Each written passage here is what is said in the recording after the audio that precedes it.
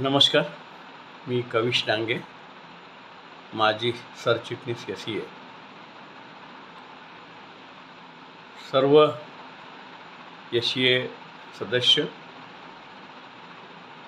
मुख्य पदाधिकारी, central working committee members, विभागीय स्तरापर्यंतचे सर्व पदाधिकारी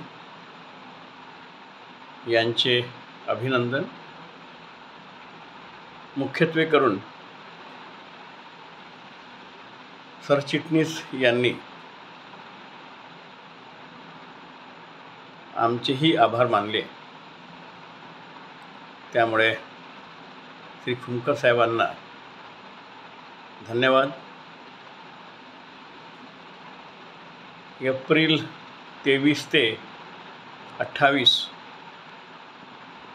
या कालावधीमध्ये वाढीव पगाराचा तुम्हाला फायदा मिळणार आहे.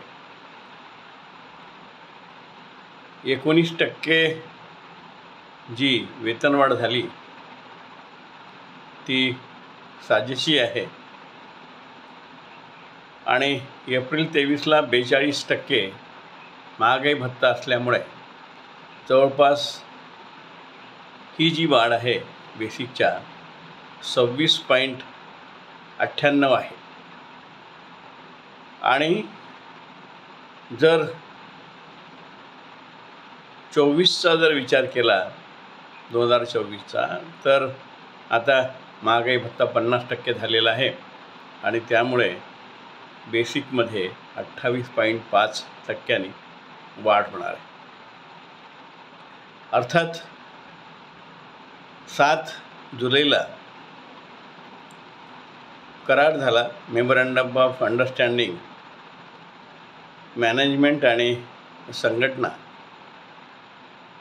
यामध्ये करार होऊन सर्वांनी त्यावर सह्या केल्या आणि काही बंधनं लादून घेतली. त्याच्यामध्ये रेव्हन्यू रिअलायझेशन आहे, एफिशियन्सी इम्प्रूव्हमेंट आहे, रिडक्शन इन लॉस आहे, रिडक्शन इन ट्रान्समिशन लॉस आहे, जनरेशन इम्प्रूव्हमेंट आहे, त्याच्यामध्ये availability factor, plan growth factor, reduction in fuel and auxiliary consumption.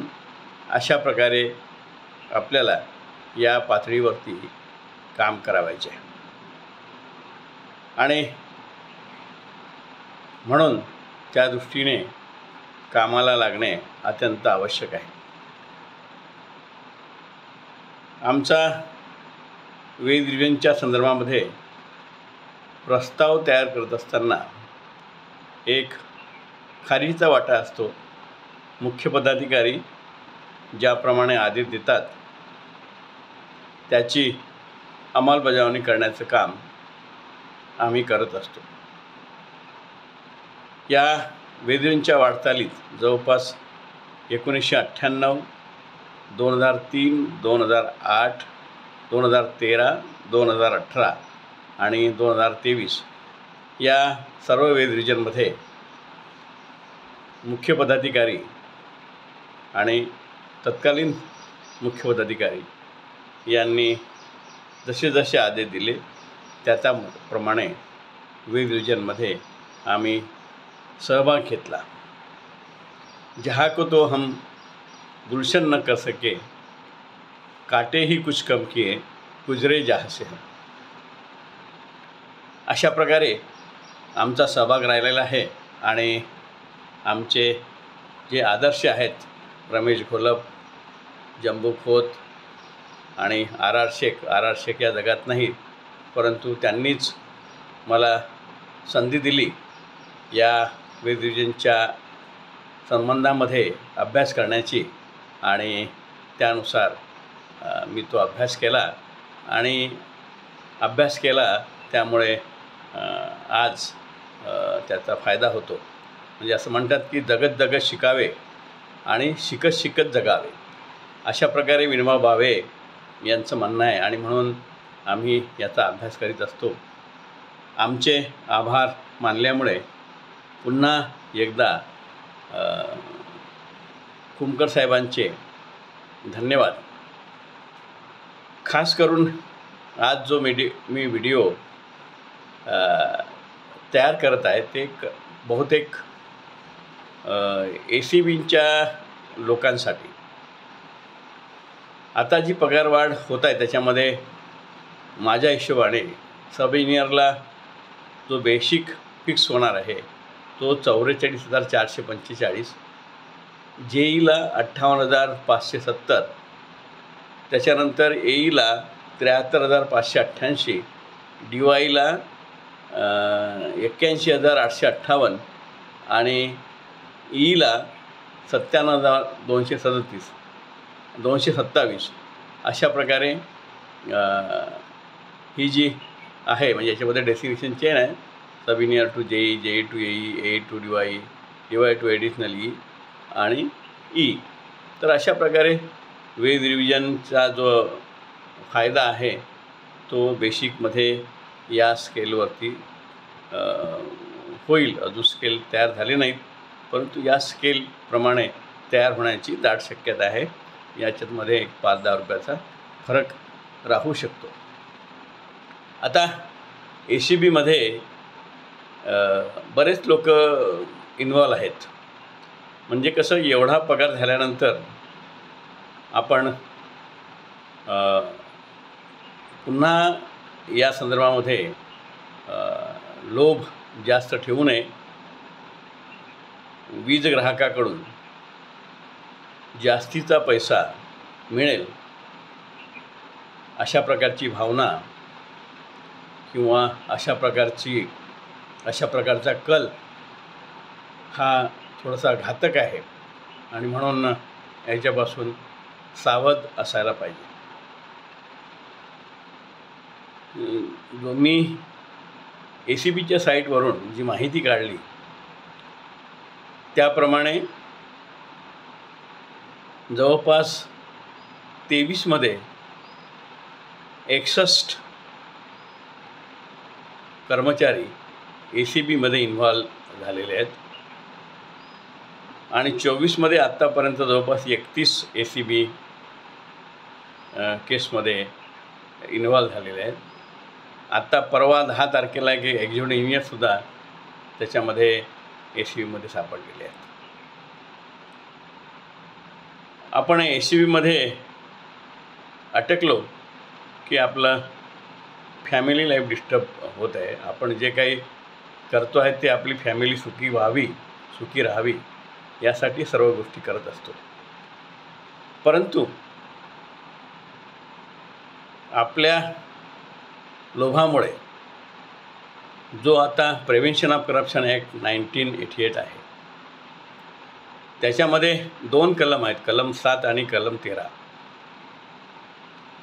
कलम 7 आहे डिमांडचा आणि कलम 13 आहे एक्सेप्टन्सचा. आणि एकदा त्यांनी म्हणजे जो काही कंप्लेनंट आहे त्यांनी ACBमध्ये कंप्लेंट केली की ते सापळा रचून आपल्याला पकडतात. पकडल्यानंतर डिमांड असेल फक्त तर कलम 7 लावतात. डिमांड आणि एक्सेप्टन्स दोन्ही असतील तर कलम 7 आणि कलम 13 लावतात. त्याप्रमाणे एकदा तुम्ही ACBच्या जाळ्यात सापडले की तुम्हाला अटक होते. अटक झाल्यानंतर कोर्टात जावं लागते आणि सेशन जज जे आहे त्यांच्या विचाराधीन असते की तुम्हाला बेल द्यायची की नाही, कारण हे पूर्ण डिस्क्रिप्शन आहे. त्यामुळे त्यांना वाटलं तर बेल देतात, नाही तर मग ज्युडिशियल कस्टडी रिमांडमध्ये जेलमध्ये ठेवतात. तर अशा प्रकारे ती सुरुवात होते आणि नंतर कालांतराने कोर्टामध्ये चार्जशीट पुटअप केली जाते. त्याच्यामध्ये 6-6, 7-7 वर्षे लागतात. आपलं सस्पेन्शन होते. 50% बेसिक आणि त्याच्यावरचा DA आपल्याला मिळत राहतो. नंतर त्याचं 2-3 वर्षाने रिव्होकेशन होते आणि त्याच्यानंतर मग कोर्टामध्ये चार्जशीट फाईल झाली की मग अनेक तारखा पडतात आणि आपल्याला त्या तारखेवरती हजर राहावं लागते. आणि आपण त्या तारखेवर हजर राहिलो नाही तर नॉन बेलेबल वॉरंट इश्यू होतो. पुन्हा आपल्याला त्या ठिकाणी जमानत घ्यावी लागते. तर हा जो सर्व प्रकार आहे हा दुःख देणारा प्रकार आहे, दुःखदायक आहे. आणि म्हणून याच्यापासून आपण दूर राहिलं पाहिजे. आणि त्याच्यामध्ये खूप वर्ष जातात आणि तेव्हापर्यंत आपल्यावर मानसिक ताण असतो. आपण कसं सर्व्हिसमध्ये किंवा सेवा कालावधीमध्ये आनंदाने राहायला पाहिजे. आनंदाचे डोही आनंद तरंग. आणि त्याच्यामुळे मग ते 6-7 वर्ष असेच जातात. मग त्याच्यामध्ये केव्हा तरी केस बोर्डावर येते आणि नंतर पुरावे सुरू होतात. मग कंप्लेनंट, त्याच्यानंतर पंच विटनेसेस, त्याच्यानंतर इन्व्हेस्टिगेशन ऑफिसर, त्याच्यानंतर सँक्शनिंग अथॉरिटी, अशा प्रकारे साक्ष होतात. आणि जर गुन्हा साबित झाला तर आपल्याला त्या ठिकाणी अटक होते आणि मग पुन्हा आपण अपीलमध्ये जातो हायकोर्टात आणि तिथून सुटण्याचा प्रयत्न करतो. मी जो रेकॉर्ड पाहिला त्याच्याप्रमाणे 2023मध्ये एका असिस्टंट इंजिनियरला गुन्हा साबित झाल्यामुळे अटक झाली, जेल झालं त्यांना. एक अशी केस आहे की ते सेशन कोर्टातून सुटले, परंतु ACBने हायकोर्टात अपील केली आणि आत्ता 23मध्ये हायकोर्टाने त्याला सजा सुनावली. आणि म्हणून आपण आपला एवढा पगार असताना सुखाने राहण्यापेक्षा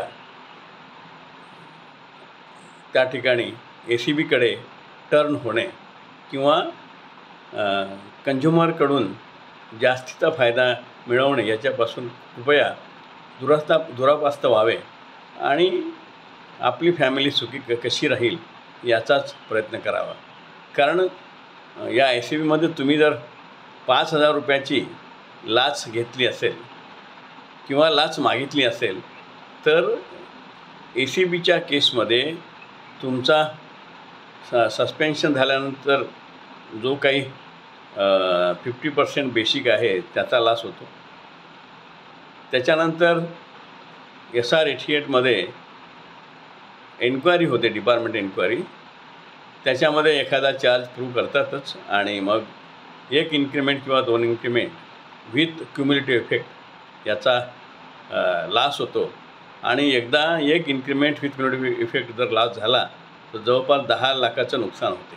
म्हणजे थोडक्यात एक इन्क्रिमेंट असेल तर त्याच्यावरचा DA, त्याच्यावरचा HRA, त्याच्यावरचा CLA, त्याच्यानंतर CPF आणि ग्रॅज्युएटी या संपूर्ण गोष्टीचा नुकसान होते. आणि आपल्याला जरी वाटत नसलं की आपलं काही विशेष नुकसान नाही, तर जवळपास एक इन्क्रिमेंट विथ क्युम्युलेटिव्ह इफेक्ट गेला की जवळपास 10 लाखाचं एक नुकसान होते. आणि म्हणून हा ACBचा जो किंवा प्रिव्हेन्शन ऑफ करप्शन ॲक्ट 1988चा जो गाभा आहे, agrees to accept or attempts to obtain, या गाभ्यापासून आपण दूर असायला पाहिजे. आणि जो काही पगार मिळतो, पगार आपल्याला खूप चांगला आहे, खूप चांगला मिळतो तुम्हाला. आणि त्याच्यामुळे पगारामध्ये आपलं भागते. म्हणजे वेजेसचे 3 प्रकार आहेत, मिनिमम वेजेस, लिव्हिंग वेजेस आणि फेअर वेजेस. तर आपण या लिव्हिंग वेजेस आणि फेअर वेजेसच्या यामध्ये मोडतो, लिव्हिंग वेजेस आणि फेअर वेजेसमध्ये.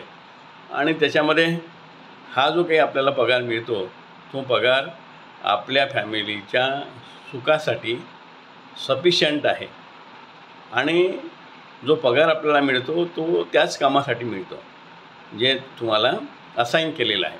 आणि त्याच्यामुळे या agrees to accept or attempts to obtain म्हणजे जास्तीचा लोभ ठेवणे आणि वीज ग्राहकाकडून अपेक्षा करणे हे पूर्णतः चुकीचं आहे. याच्यापासून आपल्या सुखासाठी कृपया दूर राहावे आणि ACBच्या नादी लागू नये, हेच या निमित्ताने माझं सांगणं आहे. कारण ACBमध्ये एकदा तुम्ही सापडलं की तुमचं लाईफ जवळपास 7 ते 10 वर्षात असंच जाते टेन्शनमध्ये. आणि मग काय होईल याचा विचार आपण करत असतो. आजकाल जे वकील आहेत ते वकील जवळपास 3 ते 4 लाख याची फी घेतात. म्हणजे तुम्ही 5,000 जर अपेक्षा केली असेल वीज ग्राहकाकडून किंवा कुठल्याही कॉन्ट्रॅक्टरकडून, तर जवळपास आपले 5 लाख रुपये खर्च होतात. आणि त्याच्यामुळे आणि पुन्हा मानसिक शांतता नसते. आणि म्हणून मानसिक शांतता ढळू न देता आणि आपण सुखाने राहावे, आपली फॅमिली सुखाने राहावे याच्यासाठी आपण कुठल्याही प्रकारे काम करत असताना कोणत्याही आपल्या कंझ्युमरकडून किंवा वीज ग्राहकाकडून आणि जे काही असतील कॉन्ट्रॅक्टर किंवा काय त्यांच्याकडून कुठल्याही प्रकारचा लोभ ठेवू नये, जेणेकरून ते कंप्लेनंट म्हणून ACBमध्ये कंप्लेंट करतील आणि आपलं आयुष्य खराब करण्याचा प्रयत्न करतील. तेव्हा या निमित्ताने माझी एवढीच विनंती आहे की ACBपासून दूर राहावे आणि प्रामाणिकपणे जे काही कंपनीचं विजन आणि मिशन असेल त्याच्यासाठी प्रयत्न करावे आणि आपलं जीवन सुखमय करावं, एवढीच अपेक्षा. पुन्हा एकदा श्री खुमकर साहेबांना धन्यवाद देऊन माझे जे विचार आहे त्या विचारांना या ठिकाणी पूर्णविराम देतो. धन्यवाद. जय हिंद, जय महाराष्ट्र.